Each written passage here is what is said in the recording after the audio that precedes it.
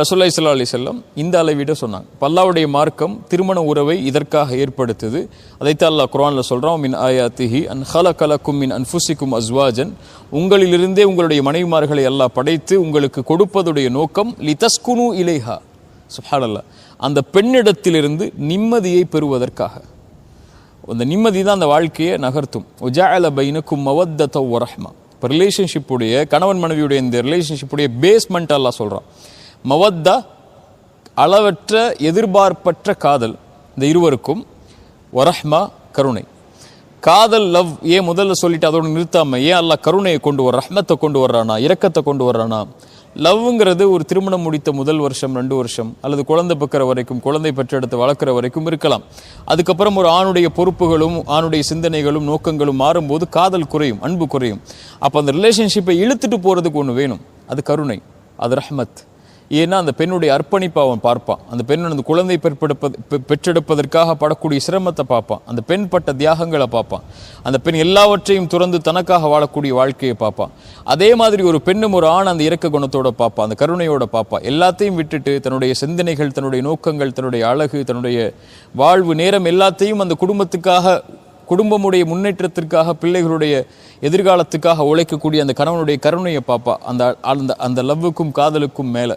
இப்போ இந்த ரெண்டும் தான் அந்த ரிலேஷன்ஷிப்பை கடைசி வரைக்கும் இழுத்துட்டு போகும். இதுக்காகத்தான் திருமண வாழ்வை அல்லாஹ் அமைத்திருக்கிறான் என்று அல்லாஹ் ரப்புல் ஆலமீன் குர்ஆனில் சொல்கிறான். இப்போ இந்த வாழ்க்கை துவங்கி எதற்காக இது நகரும்னு சொன்னால் அல்லாஹ்வுடைய மார்க்கத்துக்காக நகரும். அல்லாஹ்வுடைய மார்க்கத்துக்காக இது நகர்ந்தால்தான் இந்த உறவு இந்த உலகத்திலையும் மறுமையிலையும் ஜெயிக்கும். மறுமையில் ஜெயிக்கிறதுக்காக தானே இந்த உலகத்தில் எல்லாருமே வாழ்கிறோம். இந்த உலக வாழ்வே மறுமைக்கான வாழ்வு தான். இங்கே விதை போடுறோங்கிறதா மறுமையில் அறுவடை செய்கிறதுக்காக. அதுக்கு உதவி செய்கிறது தான் இந்த திருமண வாழ்வே தவிர, திருமண வாழ்வே ஒரு மனிதனுடைய வாழ்க்கையுடைய நோக்கம் அல்ல. இது ஒரு உதவி, ஒரு டூல். அது சொர்க்கத்துக்கு போகிறதுக்கோ, அவன் நரகத்திலிருந்து தன்னை பாதுகாக்கிறதுக்கோ, சொர்க்கத்துக்குள்ளே தன்னை தயார்படுத்திக்கிறதுக்கோ, தன்னுடைய இயற்கையான ஆசைகளையும் தன்னுடைய இயற்கையான இன்பங்களையும் ஹலாலான வழியில் செலவழிக்கிறதுக்கோ அவனுக்கு இருக்கக்கூடிய ஒரு வாய்ப்பு இந்த திருமண வாழ்வுங்கிறது. இந்த வாழ்வு அவனை மார்க்கத்தில் முழுமையாக்கி, குணத்தில் முழுமையாக்கி, குடும்ப வாழ்வில் முழுமையாக்கி அவனை சொர்க்கத்துக்குள்ளே கொண்டு போகும். ரசூலுல்லாஹி ஸல்லல்லாஹு அலைஹி வஸல்லம் ஒரு அழகிய ஹதீஸ் சொன்னாங்க, ரஹிமல்லாஹு ரஜுலன், ஒரு மனிதனுக்கு அல்லாஹ் இரக்கம் காட்டட்டும். இவன் யார்? இரவு நேரத்தில் நின்று வணங்குகிறான். தன்னுடைய குடும்பத்தார் தன்னுடைய மனைவி தூங்கிட்டு இருக்கும்போது நின்று வணங்குவான். இரவுடைய கியாமுல் லைலுடைய தொழுகையை தொழுவான். அந்த பெண் தூங்கி கொண்டிருப்பாள். அவள் எழுப்புவான், எழமாட்டாள் அவள் உறக்கத்தால். அப்போது அவளுடைய முகத்தில் தண்ணீர் தொளிப்பான், கட்டத்துக்கு அடிச்சிட மாட்டான், தண்ணீர் தொளித்து அவளை எழுப்புவான். இவனுக்கு அல்லாஹ் அருள் செய்யட்டும்னு சொன்னாங்க. ஏன் அவன் செய்கிறான் இதை? தன்னோடு அந்த பெண் சொர்க்கம் வர வேண்டும் என்பதற்காக. ஒரு பெண் ஒரு ஆணை தேர்ந்தெடுக்கும் போது, இந்த ஆண் நமக்கு காசை கொடுப்பானா, பணத்தை கொடுப்பானா, மார்க்கத்தை இந்த ஆண் நமக்கு நல்ல குடும்ப வாழ்வை கொடுப்பானா, நிறைய குழந்தைகளை கொடுப்பானான்னு பார்க்கறதுக்கு முன்னாடி அந்த ஆண் நம்மளை சொர்க்கத்துக்கு கூட்டு போவானான்னு பார்க்கணும். அதைத்தான் ரசூலுல்லாஹி ஸல்லல்லாஹு அலைஹி வஸல்லம் ரஹிமல்லாஹு ரஜுலன் சொன்னாங்க. அதே மாதிரி இன்னொரு தரம் சொன்னாங்க, ரஹிமல்லாஹு இம்ரஅத்தன், இன்னொரு பெண்ணுக்கு அல்லாஹ் இரக்கம் காட்டட்டும். அந்த பெண் யார்? அவள் நின்று தொழுவாள், இவன் தூங்கி கொண்டிருப்பான். அவள் எழுப்புவாள், ஆனால் அவன் உறங்குவான், மறுப்பான். அப்போது தண்ணீர் தெளித்து அந்த தொழுகைக்காக அவனை தயார்படுத்துவாள். இந்த பெண்ணுக்கும் அல்லாஹ் இரக்கம் காட்டட்டும்னு சொன்னாங்க. அப்போ இந்த ரிலேஷன்ஷிப்புடைய அந்த பயணத்துடைய அழகு அல்லாஹ் தீனாக, மார்க்கமாக, குணமாக, மறுமையுடைய வெற்றியா அல்லாஹ் ஆக்குறான். அல்லாஹ்வுடைய அருளா அதை அல்லாஹ் ரப்புல் ஆலமீன் கொண்டு வர்றான். ரசூலுல்லாஹி ஸல்லல்லாஹு அலைஹி வஸல்லம் இந்த ஹதீஸ் மூலியமாக நமக்கு இதான் அதோடைய நோக்கம்னு சொன்னாங்க. இந்த 2 பேரும் வணக்க வழிபாட்டில் ஒழுங்காகி, மார்க்கத்தில் ஒழுங்காகி, நல்ல நல்ல நல்ல குணங்களில் ஒழுங்காகி, நல்ல சந்ததிகளை பெருக்கி, அதன் மூலியமாக மறுமையுடைய வெற்றியை தேடுறதா அந்த வாழ்க்கையுடைய நோக்கம்னு சொன்னாங்க. இங்கே தொடங்கக்கூடிய அந்த உறவு முடியும் எங்கன்னா சொர்க்கத்தில், ஜன்னால. ஒரு அழகிய நிகழ்வு. இதோட உங்களுடைய நேரத்தை எடுத்துக்க விரும்பலை. சல்மான் அல் ஃபாரிசி ரலியல்லாஹு அன்ஹு, அபு தர்தா, இந்த 2 பேருக்கும் நடக்கக்கூடிய அழகிய நட்புடைய உரையாடல் நமக்கு தெரியும். சல்மான் அல் ஃபாரிசி, அபு தர்தா 2 பேருமே நண்பர்கள். அபு தர்தாவுடைய வீட்டுக்கு சல்மான் அல் ஃபாரிசி வர்றாங்க. இப்போ கதவை உம்மு தர்தா திறக்கிறாங்க.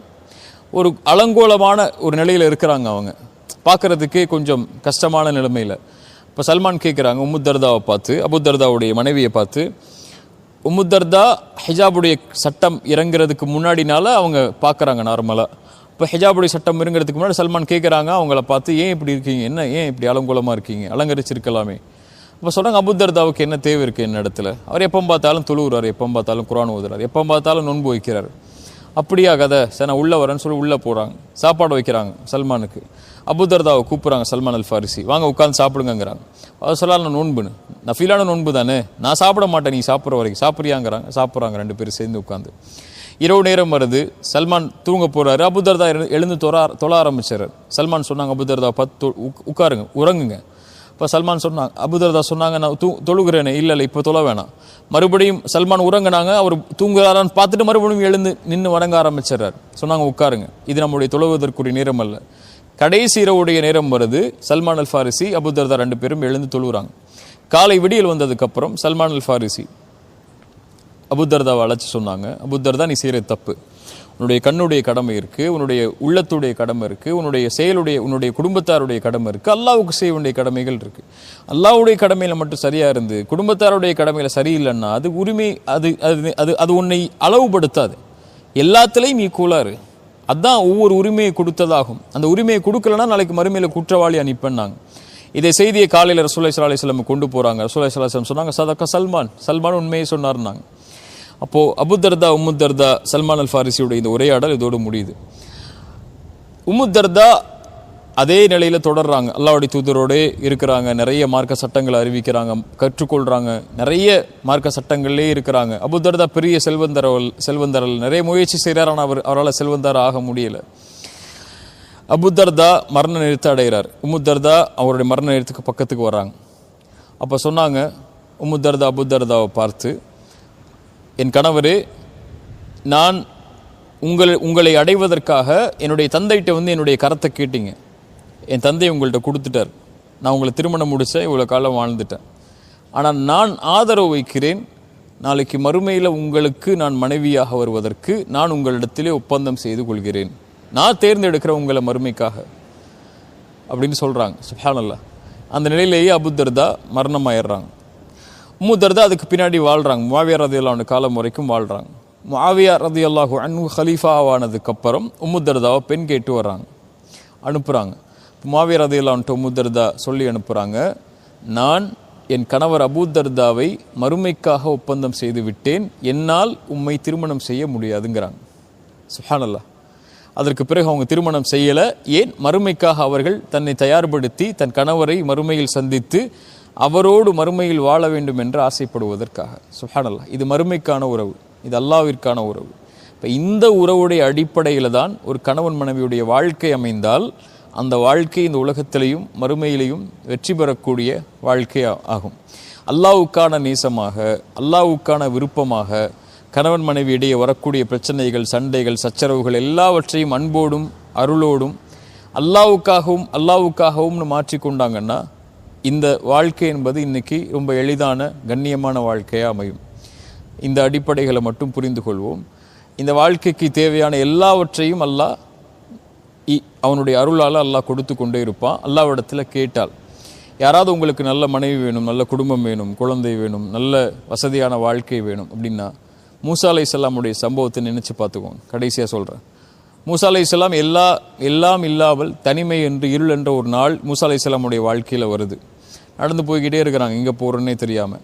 அல்லாஹ் அழைக்கிறாங்க, ரப்பி லிமா அன்ஸல்த இலைய மின் ஹைரின் ஃபகீர், யா அல்லாஹ், நீ இறக்கிய நலவுகள் மீது தேவை உள்ள அடியானாக இருக்கிறேன், எனக்கு அதை கொடு யா அல்லாஹ்னாங்க.